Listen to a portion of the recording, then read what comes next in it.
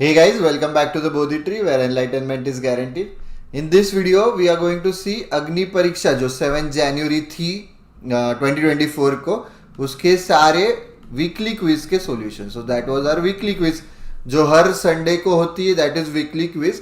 और जो last Sunday को होती है of any particular month, that is your mega quiz. Alright, तो 7 जनवरी is not a last Sunday, तो नेचुरली तब वीकली क्विज हुई थी. तो हम लोगों ने, जैसे मैं बार बार बोल रहा हूँ कि सारे सॉल्यूशंस तुमको हमारे प्लेटफॉर्म पे मिलेंगे. उसकी लिंक तुमको डिस्क्रिप्शन बॉक्स पे मिल जाएगी. यूट्यूब पे अभी कुछ गिने चुने क्वेश्चंस डाल रहे क्योंकि लेंथ ऑफ द वीडियो बहुत बड़ा हो रहा था. ठीक है, तो प्लेटफॉर्म पे सारे क्वेश्चंस के सॉल्यूशंस मिल जाएंगे.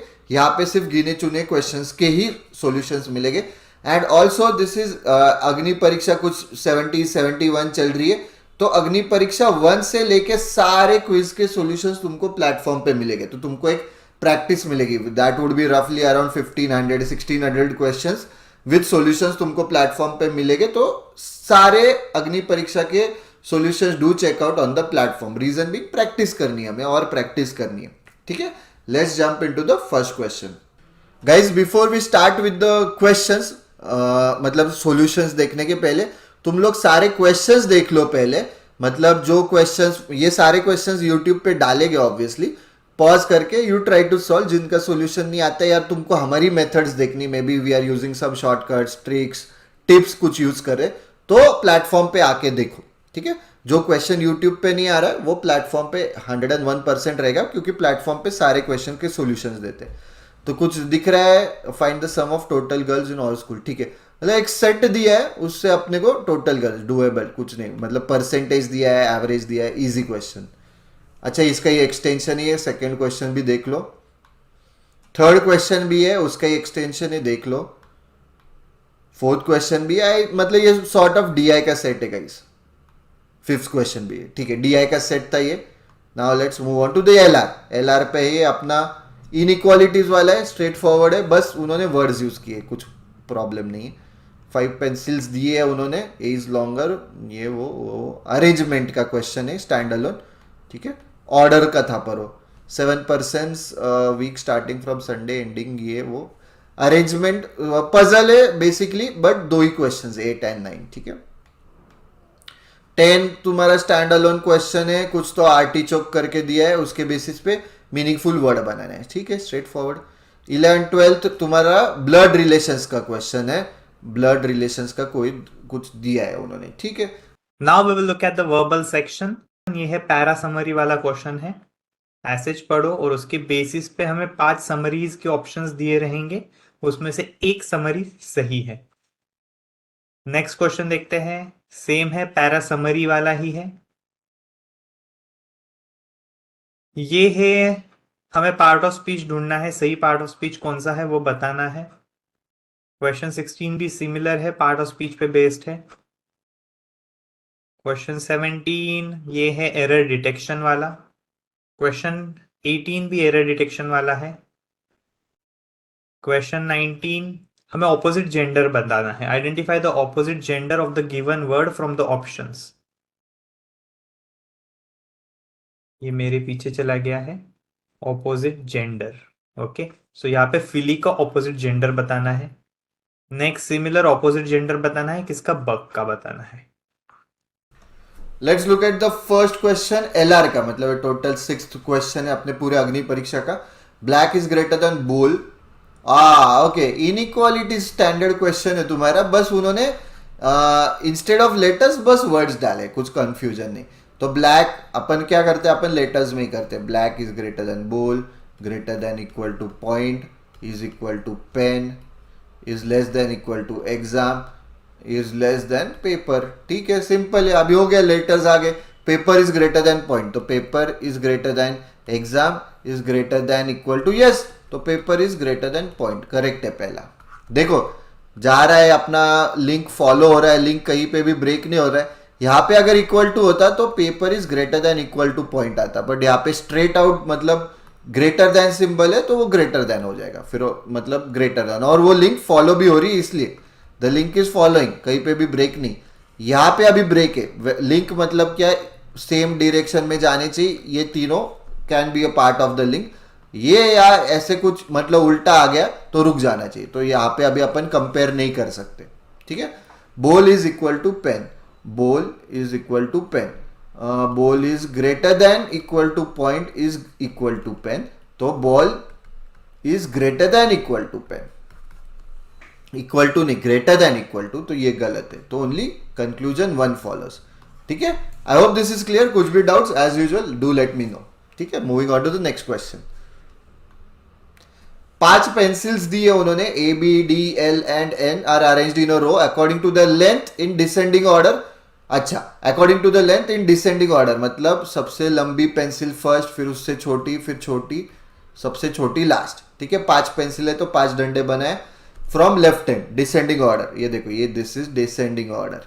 डिसेंड करना मतलब उतरना, असेंड करना मतलब चढ़ना, तो असेंडिंग ऑर्डर मतलब छोटे से बड़ा, ठीक है। तो this would be ascending order.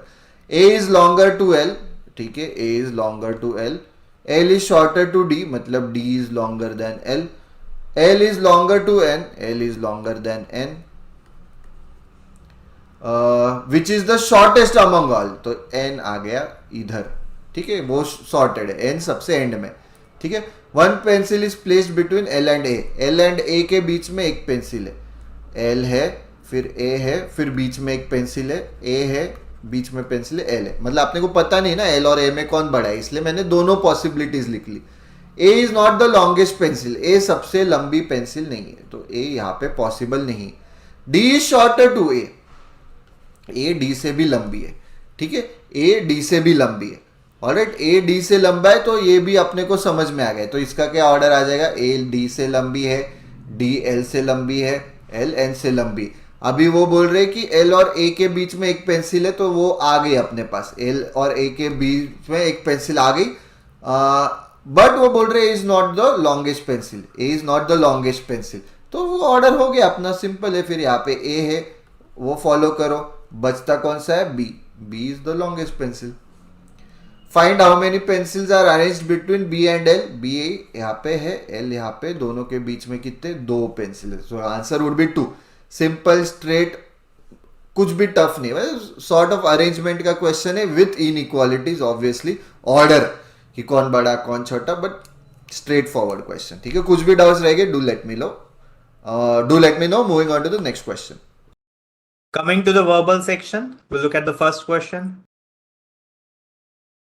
Over the past century, our understanding of consciousness has undergone a revolution. Once relegated to the realms of philosophy and religion, consciousness is now actively explored by scientists, grappling with its origins, its functions, and even its possible existence in non-human entities. From humble beginnings in animal behavior studies, the field has exploded, aided by sophisticated brain imaging techniques and advances in artificial intelligence. The question of what it feels like to be is no longer dismissed as fanciful, but pursued with the rigor of any other scientific endeavor. Yet, despite the burgeoning data and groundbreaking theories, consciousness remains an elusive butterfly, flitting just beyond the grasp of complete understanding. Its very nature, subjective and intangible, poses unique challenges, demanding novel approaches and a willingness to embrace the unknown. Novel matlab new approaches. This intricate dance between scientific precision and philosophical reflection underscores the ongoing quest for the heart of what makes us sentient, aware, and uniquely human. First option कहता है consciousness is a purely philosophical concept that can not be objectively studied by science. ये गलत है क्योंकि यहाँ पे ही बताया है once relegated to the realms of philosophy and science consciousness is now actively explored by scientist. ठीक है, सो ए गलत है। Recent technological advancements have conclusively solved the mystery of consciousness. Conclusively solved, ये सही नहीं है, यहाँ पे बताया गया है। ठीक है, Despite the burgeoning data and groundbreaking theories, consciousness remains an elusive butterfly. Consciousness still remains a mystery. The scientific exploration of consciousness has made significant progress, but its unfathomable nature poses ongoing challenges. Unfathomable matlab which can't be easily understood. So ये this is the best fit as of now. Consciousness is a uniquely human trait and cannot be found in other animals और machines. ये गलत है क्योंकि यहाँ पे already mention किया है कि कॉन्शियसनेस मतलब साइंस के पर्सपेक्टिव से कॉन्शियसनेस की स्टडी कहाँ से स्टार्ट हुई है? From humble beginnings in animal behaviour studies. ठीक है, मतलब एनिमल्स में भी कॉन्शियसनेस है. The study of consciousness is a waste of time and resources as it is too subjective to yield meaningful results. Now, this can't be the essence of the passage. So, the option that best captures the essence of the passage is option C. The scientific exploration of consciousness has made significant progress. ये सही है. But ये हमें कैसे समझता है significant progress की है? So, starting कब थी? Starting was humble beginnings. Then the field has exploded, aided by sophisticated brain imaging techniques and advances in artificial intelligence.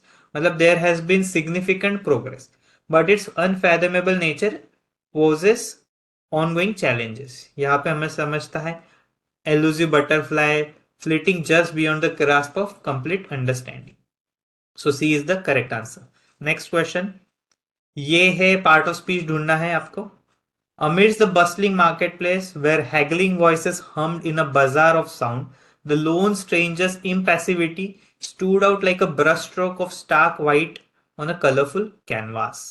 Impassivity है.